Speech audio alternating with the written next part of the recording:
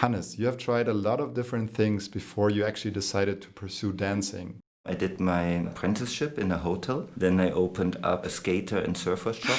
And then I made my Abitur and I was working in an institution for drug-addicted people. Then I studied medicine for 4 semesters, then economic pedagogic, and then I started to dance. Hannes, coffee or tea? Coffee.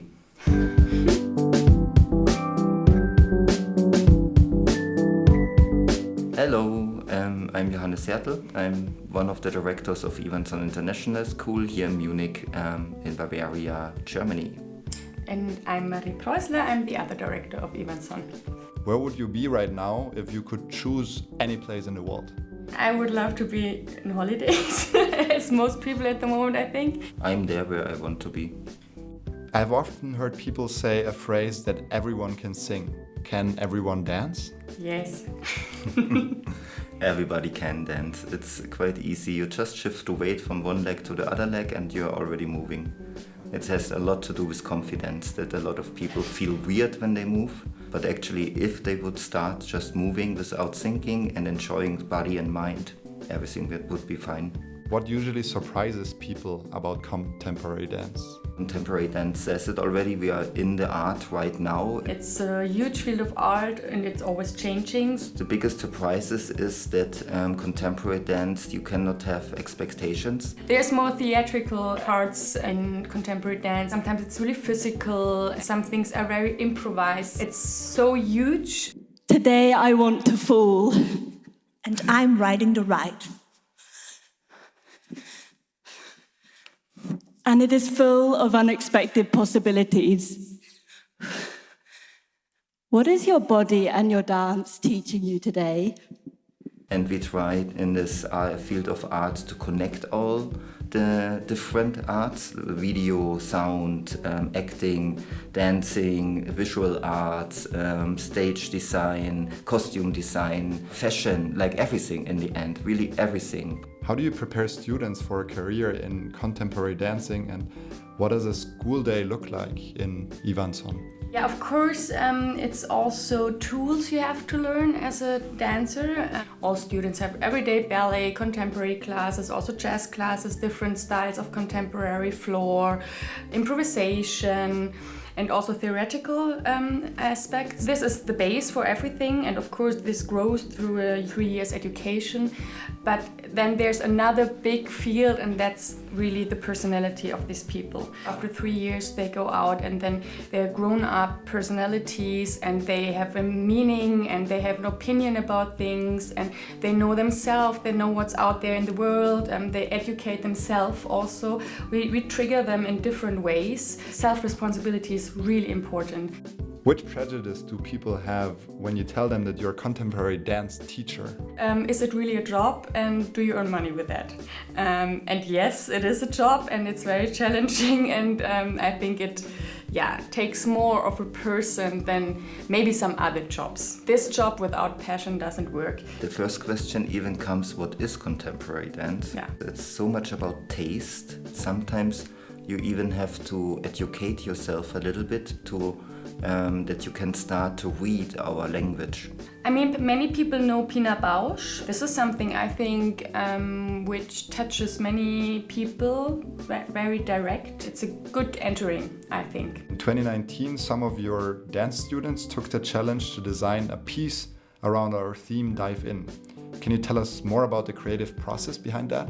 Then we get a theme and dive in, and then we dive into the theme and we find out what does it mean to us, what does it mean to us as dancers. We collect thoughts, we collect text, we collect ideas, and then we start out of this to create. Testing, 1, 2, 3.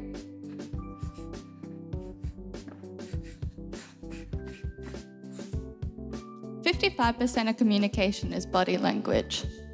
38% is tone of voice, leaving only 7% verbal." What is our main thing to say about it?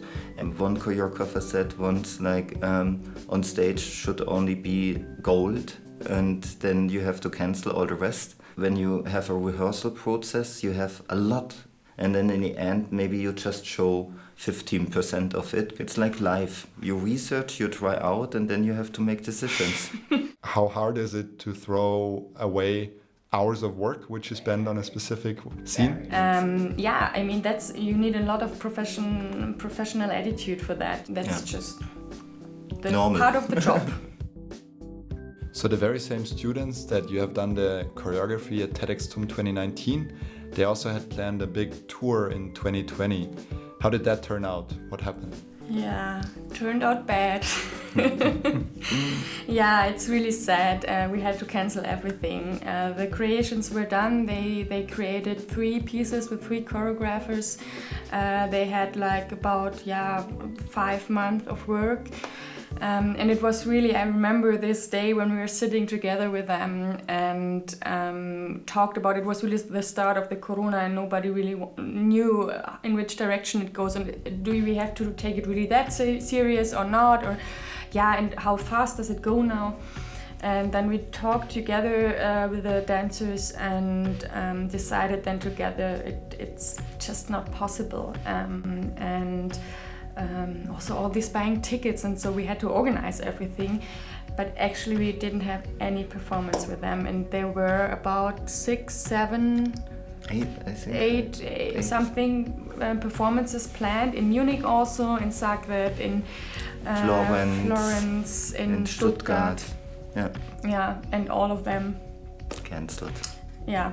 Kill your darlings, I mean, that was really killing a lot. And really in the moment we were done, it was like in the next week we would start to travel. Yeah.